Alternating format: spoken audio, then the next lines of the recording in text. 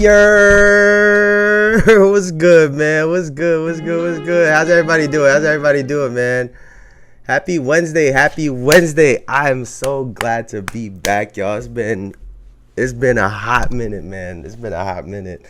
But thank you guys for joining me. Like I said, I've been gone for a little bit. Been hanging out with my brother. My girlfriend's sister came into town. We just been kicking it. Just hanging out with family. Sometimes on your journey of whatever you're trying to do and accomplish in life, you could miss some of these moments sometimes. So I think it was important to just be with family, man. That was and we had a blast. We had a great time. We went Chris Brown concert. We went to the Village for All Star weekend, for MLB All Star weekend. It was a great time. It was a great time. But with that being said, with a lot of time missed, a lot of shit happened. So we're gonna go over it. There won't be a whole lot of videos today. But yeah, so as always, thank you for joining me and welcome to the Jayson Estrera show, where we talk about basketball, sports, and any topic that comes our way as accurate as possible. And today we're going to be talking about USA, everything USA, the men's side, the women's side, the WNBA All Star game. I have some harsh criticism towards just the whole USA program right now. But yeah, we'll get into that in a little bit.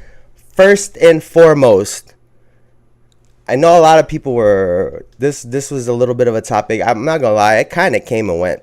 I feel like I didn't see a whole lot of about this on the timeline after the fact, and that is the Jake Paul versus Mike Perry boxing fight that happened Saturday night. So I actually checked that out. I had my buddy over.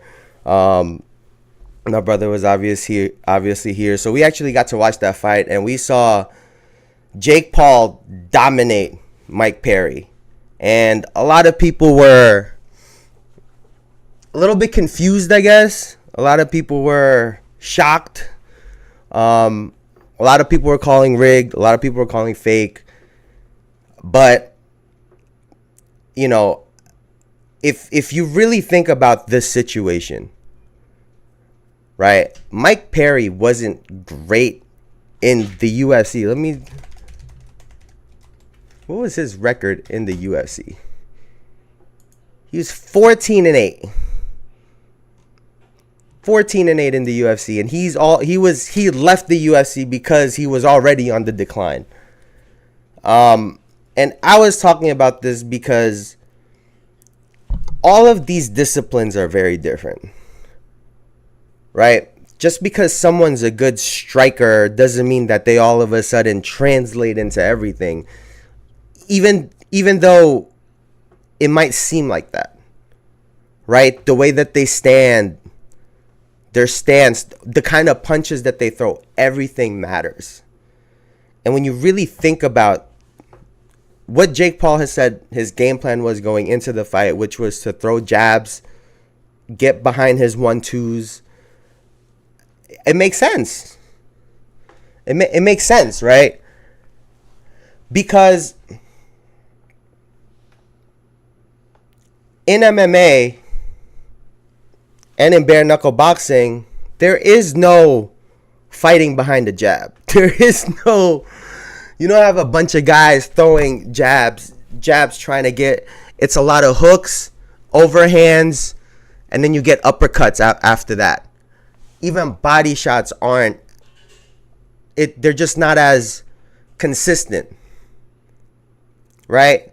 And it's because of all the different disciplines that are at play, the leg kicks, the takedowns, the grappling, all of these things you have to take into account. And so when you put someone like Mike Perry, who great at bare knuckle boxing, totally different kind of thing. It was hard to explain that they just don't throw jabs, and you're comparing a guy that boxes probably 6 times a week compared to someone that it's just different. It's different. And to Jake Paul's credit, I think he's obviously gotten better.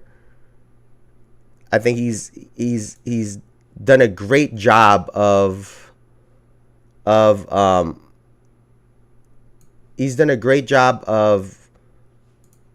slowly improving, right? And you got to give him that credit, right? I think he's obviously putting in the work. He's not a great boxer by any means, but I think you're comparing him to guys that also are not great boxers. That's why they're doing other disciplines.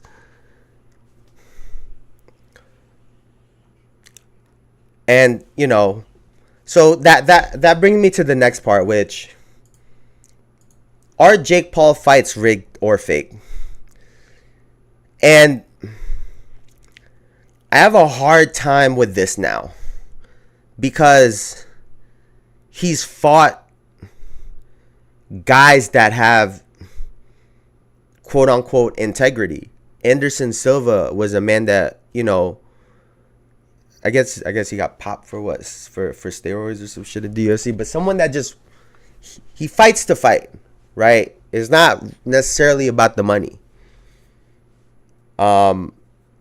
Mike Perry is in a sport where he wants to be known as the badass. So this would go against him to try to lose.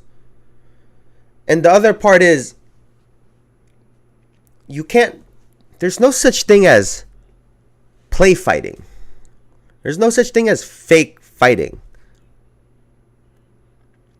Because if there was, then I'm gonna need to start expecting a lot better shit from from boxing movies, from Creed, they gotta do better. Because if you could fake a fight, then they need to start doing whatever the fuck they're doing with Jake Paul. If that's all choreographed and fake. I just have a hard time believing that you could fake a fight. I do. I really do. Taking those punches, throwing the punches, and you got to understand, Jake Paul is much bigger than Mike Perry. They were saying he barely made 205. Jake Paul is a natural 220, 230 pounder. Naturally. You're talking about 30-pound difference with a guy that boxes every day and has some oomph to his punch. If say whatever you want to say about Jake, he seems to have power in his punches, right? He's a big guy and he carries power in him. And Mike Perry, for what he's known for, was not going down. The ref stopped the fight, but he didn't go down. He kept getting up because he's a tough son of a bitch. And I think, to me, seeing that sort of shows to me that this isn't really fake. And when you talk about the weight differences, the boxing versus the person that doesn't really box consistently, yeah, I get it's fighting, but they're in a boxing ring. That's why I don't think Jake is getting into bare knuckle with Mike Perry. That's why he fucking ignored it. Excuse me. He's not doing MMA against the MMA guys. You got to realize a lot of the guys he's fought are wrestlers in MMA. So talk about their muscle memory, and what they're trying to do is totally different. And they're coming from a sport that doesn't have probably the most important thing in boxing, which is a jab. And he gets to utilize that. He's bigger, he's stronger, he gets to take space. I mean, it all makes sense if you really think about it. I want to see him fight a real boxer, because when he did come across a quote unquote real boxer which is Tommy Fury, he lost. You see what I'm saying? So, yeah, I think that narrative is getting a little bit drawn out. And for what it was entertaining. For what it was, I thought it was entertaining. Now, briefly, I just want to touch on this because he called out Alex Pereira. And I don't think this is going to happen. I would love for it to happen. I don't think it's going to happen. Alex Pereira has triple champ to worry about. He wants to defend his championship. He got bigger fish to fry, right? And I know they've shown boxing with Alex Pereira, and even him. I don't think it's out of the question for Jake Paul to beat him. I don't. He's a kickboxer. A part of what makes him so good is all of his tools, his legs and everything. And Israel Adesanya showed what a jab and a straight right could do to him if you do it properly. Do I think Alex can beat him? Yeah, absolutely. I think Alex is a bad dude, and I think that he's a very good boxer as well. He's talked about it. So I think that would be a more legitimate challenge. Someone his actual size, Jake Paul's size, and that boxes. But like I said, I don't think it's impossible for Jake Paul to beat him. He's younger than him too. Like there's all of these things I think matter. But yeah, man, that was I mean, for shit, we only get so many boxing fights. So he's doing his thing of trying to keep that shit relevant. Let's be honest, man. Let's be honest. Now, this was Tom Thibodeau reportedly has signed a 3-year extension with the New York Knicks. Now, I think that Tom Thibodeau is great. Don't get me wrong. And I don't want anyone to take this the wrong. I think he's great. But I think he has a limit.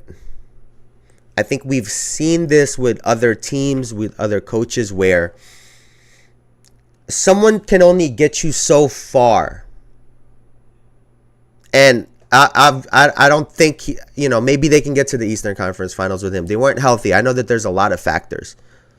But I feel like I saw this with the Chicago Bulls when he was younger, when Tom Thibodeau was younger. And it's almost like the Mark Jackson thing where it's like he got you so far and now you need someone else to get you over the top. Because to me, Tom Thibodeau comes off as a coach that he's really good for developing young players. Because they're going to be prepared, they're going to be in shape, and they're going to play defense. And once you've established those core values into players, right? Sort of like when Steve Kerr came in, the confidence, the rigidness of their system, they were all in shape already on the Warriors. Steve Kerr came in and evolved what they were doing already. He added a different fold to what they were doing. Maybe because Mark Jackson just didn't see it that way. Whatever the case is, but he added something else to them. And I wonder, they could win a championship and this could be all for nothing. But I wonder if this is a similar situation where Tom Thibodeau is the coach that gathers all of these guys, establishes the what would they call it? The what is the fucking word, bro?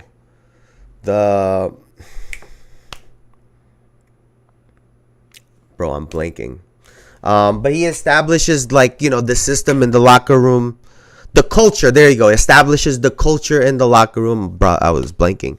Establishes the culture in the locker room, and now you need someone else that can maybe press the players' buttons a little bit differently, add something to the offense that maybe Tom Thibodeau couldn't add.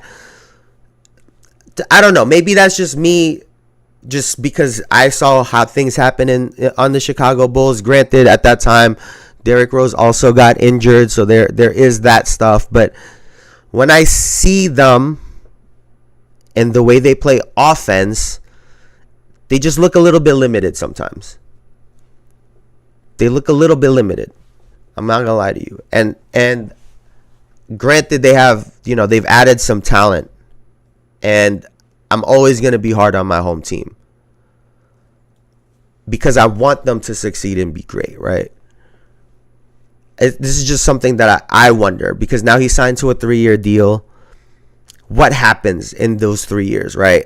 What's going to happen? Are they going to improve greatly? Are the players going to keep improving? Is he just going to be here to maybe put the glue on all of the guys coming together? I don't know.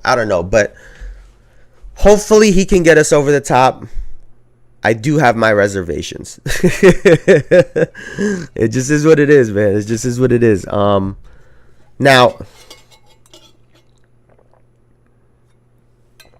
okay, so that was what I had added in. All right, now moving along. There was, and shout out to Elijah, because there was a topic about rim protectors that they were talking about on Gil's Arena, right? And he had this to say. Let's take a look at it. Who's a rim protector? Gordon. He's not. He wasn't blocking shots? He's not a rim protector. Nigga. He wasn't blocking shots. He was averaging 1 and a... Jesus Christ. He's not a rim protector. Just because you can block a shot or two, that don't mean you're a rim protector, Gil. So what does it mean then? Because Derek White blocks shots. Is he a fucking rim protector? he doesn't block shots at... Dwayne Wade was the leading block at his position. Is he a fucking rim protector? No.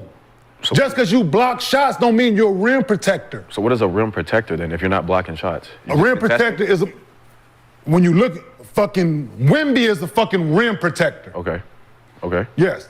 Bam Adebayo, Anthony Davis, Giannis, rim protectors. Is LeBron a rim protector? No. But is he big I'm enough? not fearing LeBron if I'm driving to the basket. I'm not looking for him. No? No. Ain't nobody fearing LeBron. They driving to the basket if you ain't chasing me down from behind. No. I don't know about that one. Trust me. Ain't nobody people looking for Anthony Davis. He covers more ground. He had 2.5 blocks a night. So like Giannis? Yeah. Okay. Rudy Gobert. Even at times Bam Adebayo. Who else? That's all. So I think, and this was a shout out to Elijah, because I'd actually seen this also. Let me see. I had actually seen this because I think I was watching this episode. So I saw them talking about this and talking about rim protectors, right? I think it's a valid conversation to have, because he's trying to not feed into the statistics is what a part of this is, right?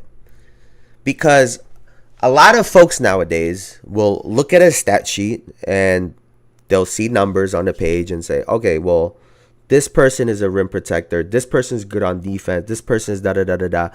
I've heard a lot of people say this. I'm not trying to do this fucking battle right now as well, but I've heard a lot of people say this about Luka. Because he averages a lot of steals, they're like, "Oh, he's a good defender. He's a great defender. People don't give him credit for da da da da da." But James Harden also averaged a good amount of steals. Allen Iverson, off the top of my head, averaged a lot of steals. Guess who's not at the very top of the list? Drew Holiday. And he's widely known as the best perimeter defender in the NBA.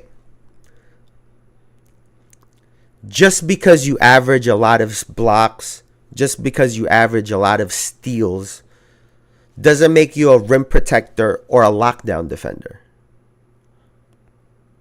Because if you know, watching Allen Iverson, for example, because I watched a lot of Allen Iverson growing up, he was taking a lot of risks getting those steals. He would succeed on probably 2 to 2.5 of them, but he was also leaving his team out to dry. That's why you needed an Eric Snow who was good on defense. You needed an Aaron McKee who's also good on defense. You needed a Dikembe Mutombo who's a great rim protector to be able to cover up for an Allen Iverson because he's going to get his steals.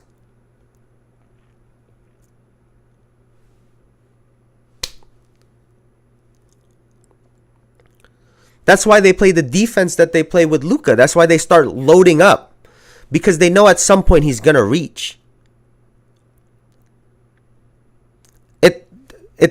There's value in what they do. Don't get me wrong. I'm not saying that there isn't value in it. But it doesn't make them great defenders. To Kenyon Martin's point, yes, Dwayne Wade averages the most blocks at his position.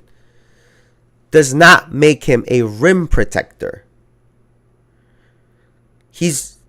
I understand what he's saying about LeBron. LeBron, for the most part, is going to be around the perimeter. And he started getting those face-to-face blocks when what? On the Miami Heat. When Chris Brown slid to the 5 and they would start playing him at the 4. And it was much less chase down blocks because he was floating around the rim on defense more. But for the most part, and people know this, LeBron James has been the point guard. So he, for the most part, stays around the perimeter. Do I think there's a part in that too? There's a part in that segment where Kenyon Martin said, he's not a rim protector. Right? And that was when Gil and Brenda said, huh? He said, what the fuck? And here's the thing, right? It's not this I think that part got nothing to do with whether or not you played basketball or not. They gave respect to Kenyon just because they don't want Kenyon to beat their ass. Hey, I'm with you. Hey, Kenyon, you're not a rim protector. You got it, big bro. You got it, big fella. You got it. You good. I'm not arguing. But but I guess to Kenyon Martin's point on, let me see, what was the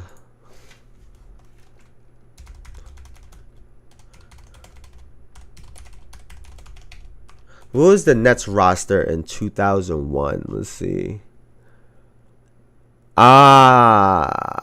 They had Jason Collins. And then when he went to the Denver Nuggets, he had Nene and Marcus Camby. So I guess to his point, right, even for him, for a player like Kenyon Martin, for example, at the power forward position, if you've ever watched Kenyon play, he wasn't a true 4, right? He was a little bit leaner, even though he was strong. He was agile, right? He could play up on the perimeter and guards, right? He was a versatile defender. He's talked about Knights having the assignment on Kobe Bryant. So even though he got blocks, and even though people feared him because he was physical, he doesn't see himself as a rim protector because he wasn't the guy who had the responsibility of staying at the rim, keeping everybody away from it.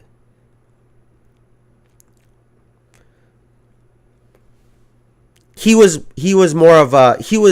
a great defender that people tried to get away from. And I think that's the other part here too on defense, right? That some people miss. And I don't know, maybe I've spoken about this before. Great defenders, right? Great defenders sometimes could lack the statistics. And some people say, why? But they're great on defense. Because sometimes the only strategy against a defender like that is we're just going to go the other way. We're just not even going to play his side. We're not even going to run offense through him. Every time he's on the person that we want, we're going to do a pick and roll to get him off of his body. So then, yeah, maybe steals are a little bit lower. Maybe blocks are a little bit lower. Because the offenses are designed to stay away from that player. Everyone wants to say, and I keep going because it's fresh, right? Everyone was saying Luka was great on defense. Well, then why the fuck is it that every single time someone had the ball on the Boston Celtics, they ran at him one-on-one? You wouldn't do that against a great defender. You'd be like, oh shit, here, you get the ball. I'm not going up against this guy. Because that's what happens in a game. And maybe that's what that's what he's alluding to, right? That he was a great defender. He loves defense.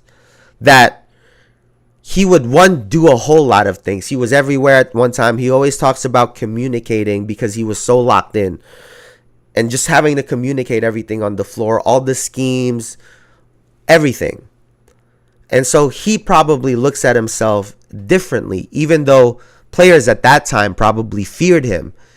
But they feared him more so because of how physical he was and how much force he played with. Yeah, maybe he only got 1 or 2 blocks that night, but he sent that shit to the 15th row.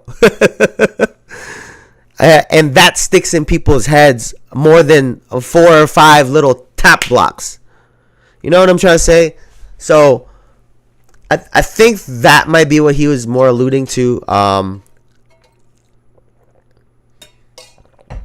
I do understand why some people looking at it like, what the fuck? Because even Gil and Brandon were looking at him like that. Right? Even they were looking at him like, wait a second. we consider you the rim protector.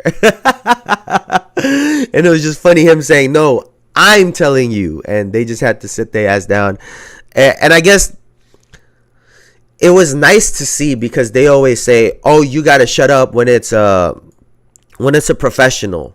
Right? Like a professional can check you because this is what they do for a living, and us, we don't know better because we've never been there.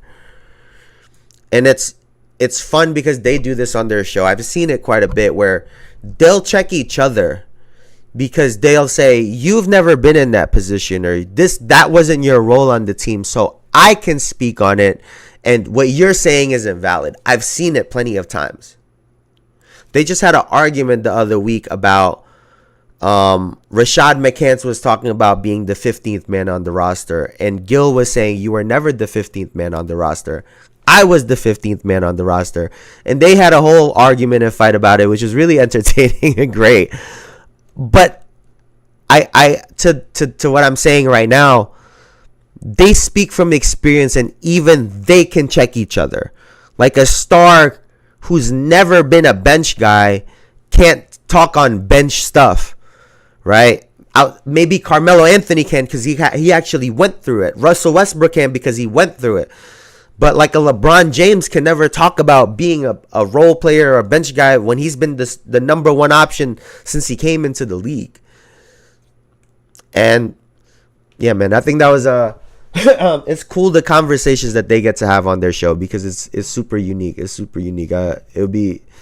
It'd be cool to be able to get to that, man. It'd be cool to really be able to get to that. So let us move on now to the WNBA.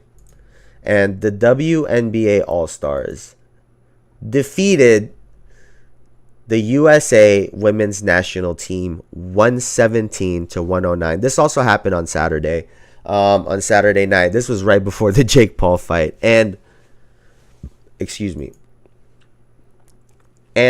WNBA rallied behind, or not even really rallied. She put them away, bro. Arike Ogumbowale just tore them apart. She had 34 points, went 10 of 20 from the field, 8 of 13 from the field, 6 of 7 from the line, to go with 3 rebounds, 6 assists. She also had 2 steals, and 34 points. Caitlin Clark only had 4 points, but had a rookie assist record for an All-Star game with 10. And then the other rookie, Angel Reese, had a great game again, continuing her streak in her rookie campaign with 12 rebounds, with 11 rebounds and 12 points.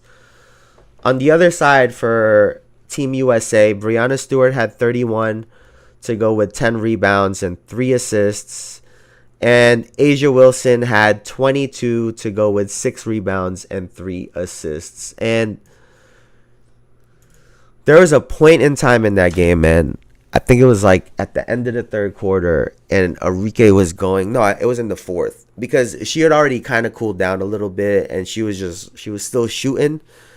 Bruh, she hit with like a tween, because they were trying to trap her from the right. So she faked it. She hit her with a tween.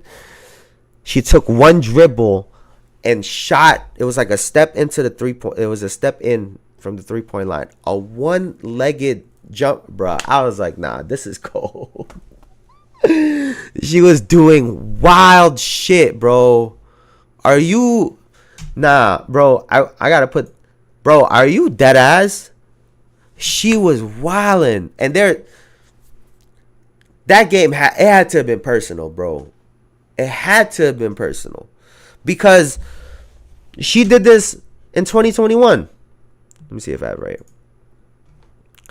In 2021, they did the same thing. It was the women's national team against the WNBA All Star, WNBA All Stars, and Arike had, what is this? She had 26 points that game. She went 10 of 18 from the field, 5 of 10 from 3. She was fucking hooping, like, and she's been in the pool, right? And I think this is maybe where it comes from. She's been in the pool for Team USA the last 2 times, which was that time and this time. She's been in the pool. And so she's probably like, what the fuck is going on? That and she just cooked them. Like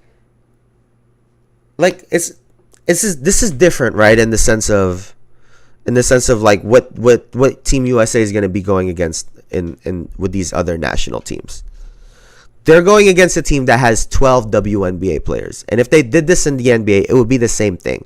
They'd be going against 12 NBA players. And now you add the fact that maybe 1 or 2 of them feel like they got snubbed, and now the game is more than just an exhibition game. Now this game is an opportunity for this person to say, watch this shit. And that's what she did. She went banana, and that was all. I think was that all second half? Let me see. Yeah, she scored every bucket in the second half, dog. Every bucket in the second half. Because it was what? 23-31. Yeah, it was close until until she started going crazy. And you got to give her props, man. Like, that's the way you respond. She's given that opportunity, right? They got snubbed. I think it's great that she's given that opportunity to say, watch this shit. and wow.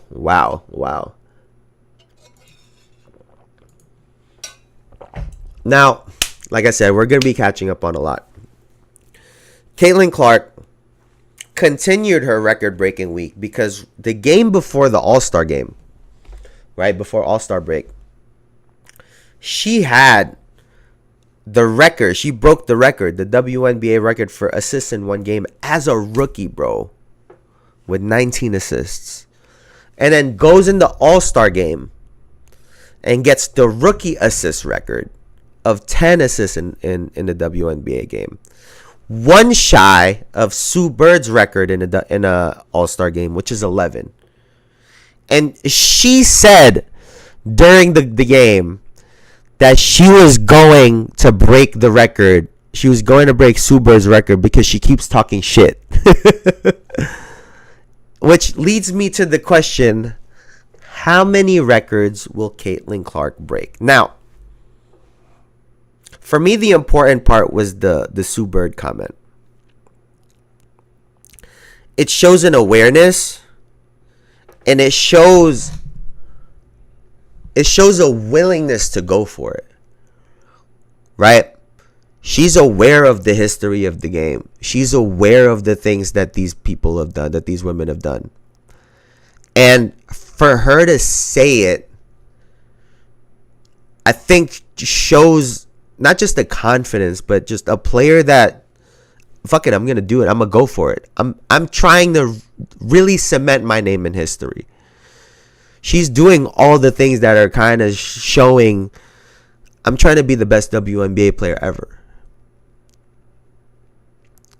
And I think that type of mentality, granted, she's never said it outright, right? It goes a long way. Now, when you look at it, she broke the single game assist record. She's probably going to eventually break the single game All-Star game assist record. What's the record for...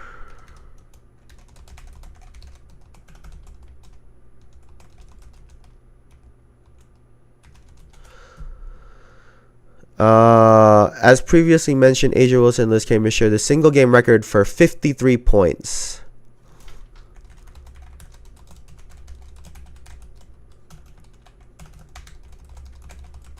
What's the most points? And Caitlin Clark's career high is 49 points.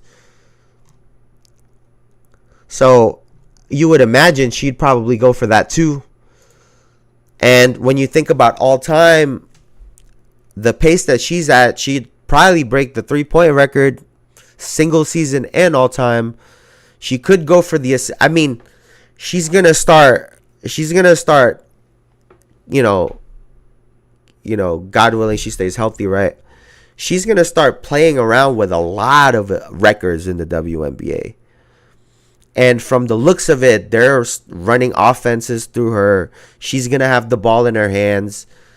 And if she's going for it, from the jump going for it, yeah, she could fuck around and start getting a whole bunch of these records. And wow, it just wow. Think about holding an assist record, 3-point record, single game records. Like that's crazy. You start adding MVPs and maybe championships. Like you start talking about a career that's literally for the history books. And I think she's aware of that, right? I think she's aware of that. And obviously winning is first. But like I keep saying, we got to take into account that these players are human. And if we think about these things, we can't expect them to not think about it. Right? So, to keep everything into perspective, right?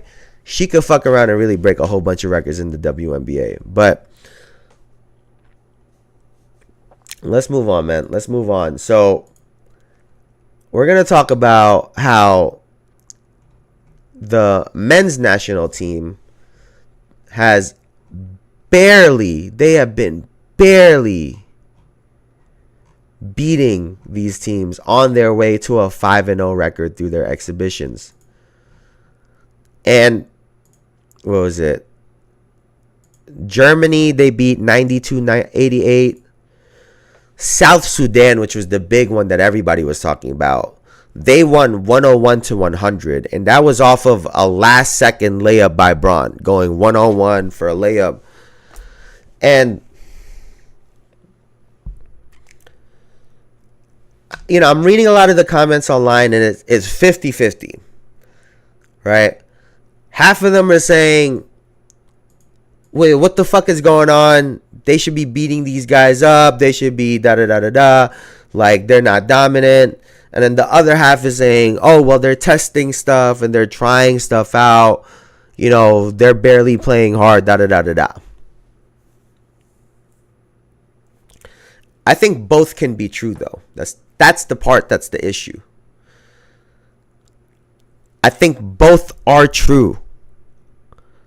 And when you start thinking about how much time these players have actually had on the floor over the last couple of weeks, that's when I start having a problem with it.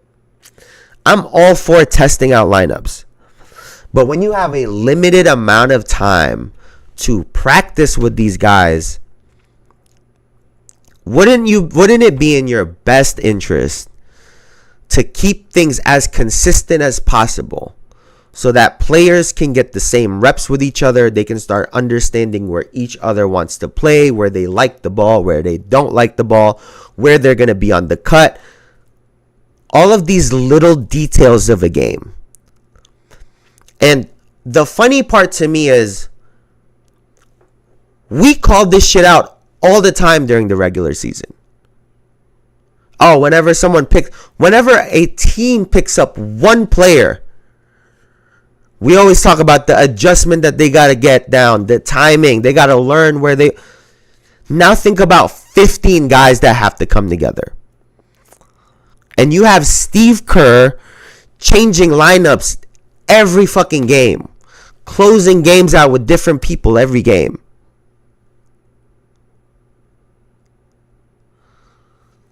Just because they're the best players in the NBA doesn't mean that they don't require a period of getting to know each other, understanding how each other plays, where they like the ball. On top of that, there's probably concepts that Steve Kerr is trying to implement that, if you look at it, only Steph Curry would understand, because none of these guys have played with it for him.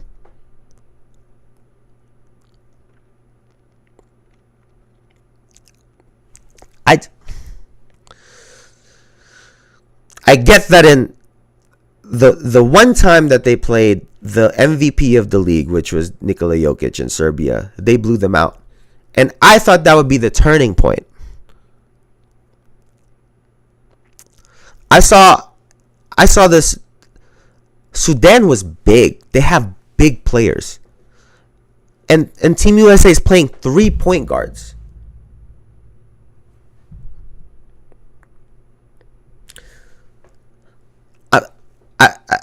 I get that for 80 to 90% of Devin Booker's career, he's been a shooting guard.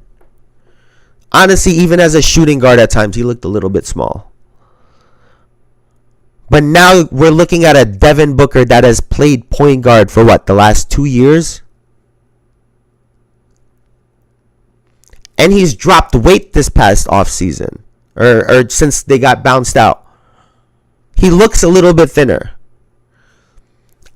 I think a part of that is because he's really trying to fit this point guard mold. And you start having him, Steph Curry, and Drew what are we doing? And then the other team has 3 motherfuckers that are 6'8" on the floor.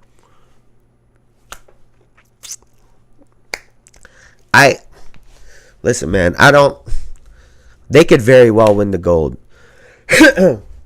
But I do wonder if Steve Kerr is the right man for this job.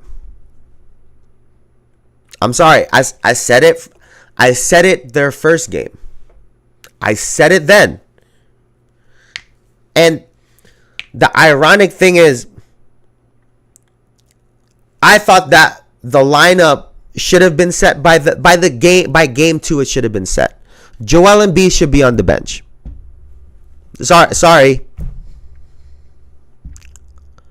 Steve Kerr is trying to play motherfucking half-court basketball in an international game.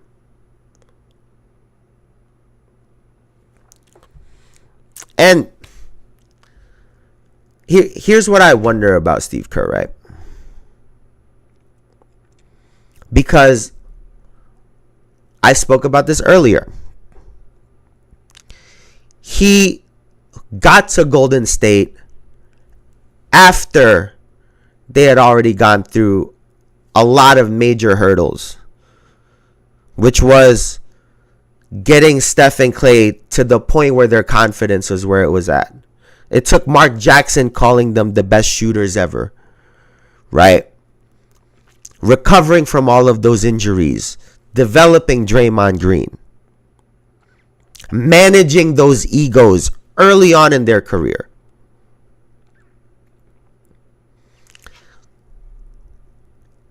And I think that it's showing because he wasn't the person that was tasked with getting them all on the same page.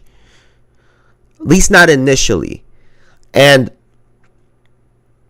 the player that came in, which was Kevin Durant, and no one wants to ever give him credit for it, but this guy just wants to play basketball. And I pointed it out.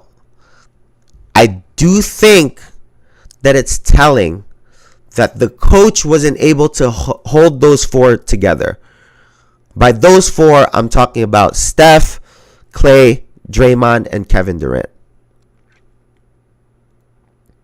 With whatever was going on with the team, you as the leader of the ship, Steve Kerr, was unable to keep a 7-foot-tall generational talent in Kevin Durant. Yeah, a lot of people put it on Draymond. Some people put it on the management. I think we got to ask Steve Kerr some questions. And then after that, when we got a Jordan Poole who was rising to become a star, butting heads with the enforcer of the team, Draymond, Steve Kerr couldn't get that situated either.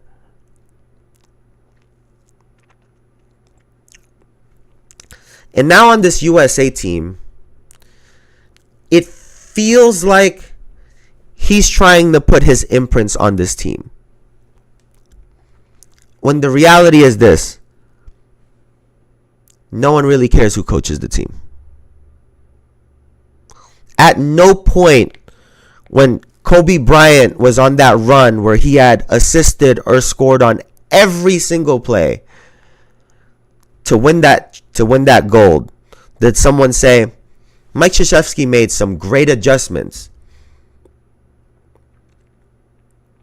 When Carmelo Anthony decided to be one of the best spot-up shooters in all of basketball for that summer, and come off of the basketball as one of the best one-on-one players, if not the best one-on-one players at that time, nobody said, great job, Mike.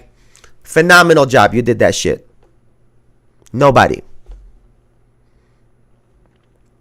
And if and when they win the gold this year, no one's going to say, wow, what great coaching that Steve Kerr did. He's doing too much. I think he's doing too much.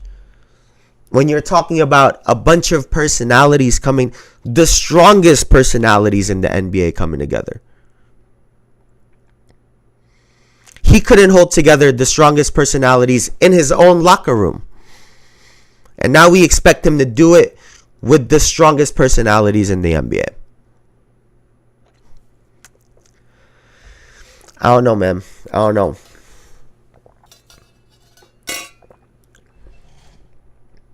I don't know. I got some serious questions about Steve, man. I got some serious questions about Steve Kerr moving forward. And I'm looking to see how this carries over into the regular season, because he had already made some blunders this past season. The Kuminga thing, like he's come out and admitted to some of it.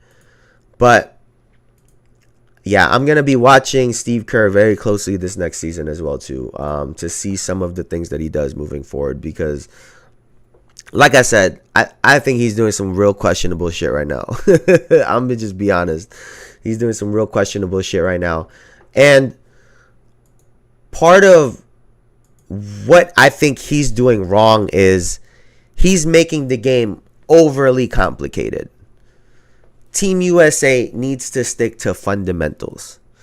And I'm not trying to make this no buzzword that it used to be. Oh, you got to stick to the fundamentals of the game.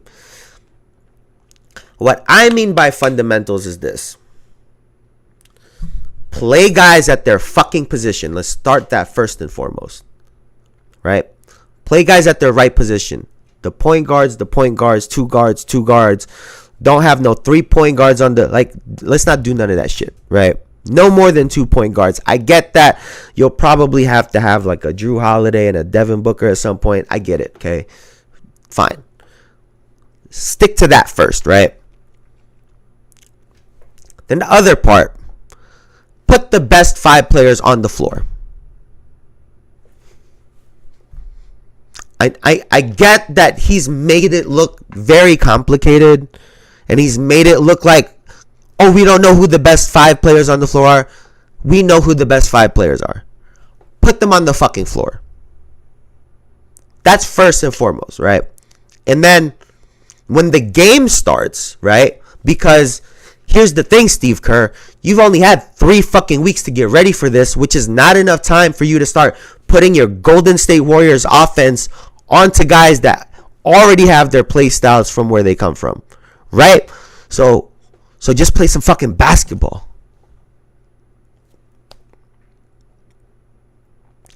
The reason Team USA has been so dominant is because, for the most part, they've been bigger, stronger, faster, and jump higher than every other country in the world.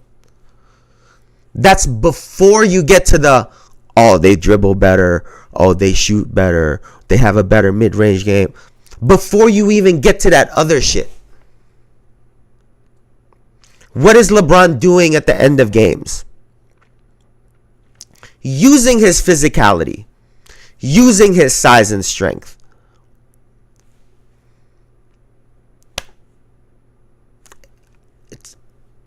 It's not that complicated. The players are going to know what to do. You just got to put the right fucking lineups out there. So they're not, you're seeing guys trying to get on the same side of the floor. Like, that's why this shit looks crazy. Because you got guys trying to do the same thing out there. But they need to just keep the game basic. Play defense, get out on the break. When you get into half court, have maybe 4 plays that you fucking run. 4 or 5. That's all you will ever need. Because when you get a mismatch, and all of these guys know how to do this, especially LeBron, you could just mismatch battle. Just okay, let's get the post them up. Okay, you got it. Okay, ISO. Just keep the game simple. He's making it overly complex. Oh, we got small ball. We have every style. No, motherfucker. Just put the best 5 out there. And have them play to their strengths. Like, I don't understand. I don't understand the purpose of trial. We don't have time. And the fact that there's people out there that could genuinely argue on the fact that they need time to just get a feel for each other's game. Like, anyone that's played basketball knows that. Like, this shit takes time. That's why they keep throwing the ball, because they don't know where the fuck the guy's gonna be. Because every single time they're on the floor, there's 3 different people out there, 4 different people out there. I don't. Ironically enough, from when those early practices, from the footage that we have of those early scrimmages, right? I feel like a lot of the time when those combinations get on the floor, they play well because, yeah, they've been practicing together.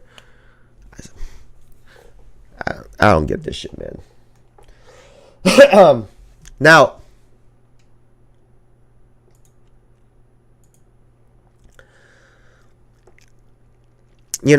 seeing, if we take a step back, right, and see the image for what it is, the men's side and the women's side, it makes you wonder,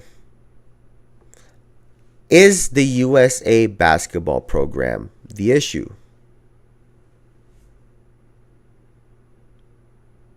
Because how the fuck is Arike not on that team?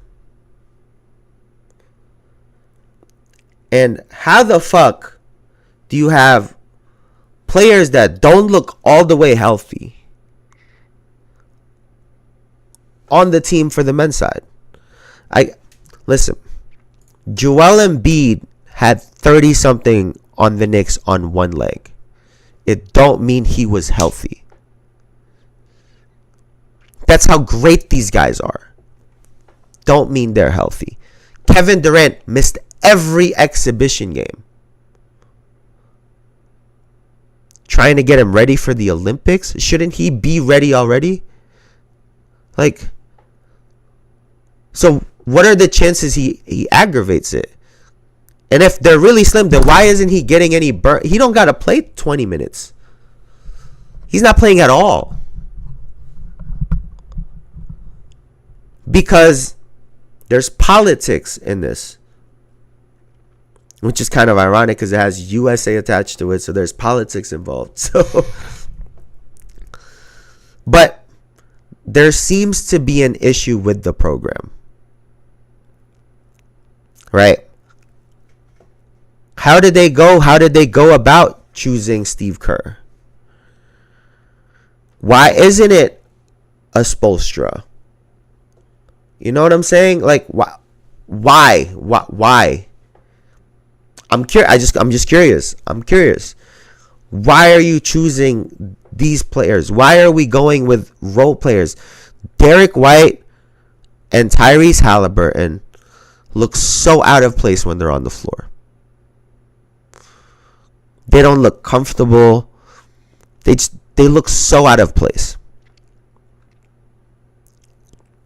Granted, some players aren't going to play, but the fact that you have guys out there that don't even look like they belong on the floor sometimes, to me, is very telling. Because you're prioritizing something other than basketball, which is what this is supposed to be about. And with those names, you're not even prioritizing marketability. You're not even sales, none of that shit. Because the person that could have gotten you some of that is in Dallas, and his name is Kyrie Irving. Oh, and by the way, he accomplishes both. Because he can hoop, he could fit any role as a guard, and he can sell you stuff. I get that all of the controversy. Kyrie Irving historically sells. You could tell by his view, he's always at the top of the views. It is what it is. Same thing with Arike. I wonder what would happen. If Team USA on the men's side went against the All-Star team in the NBA.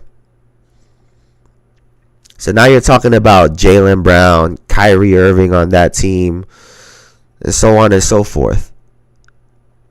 I wonder how that would look. Because now you got a Kyrie Irving and a Jaylen Brown that's out for blood. Versus guys that are trying to figure out what the fuck is going on. And Jaylen Brown and Kyrie probably said, just move out, guys. We got this. Hey, I hear you, but we got this shit.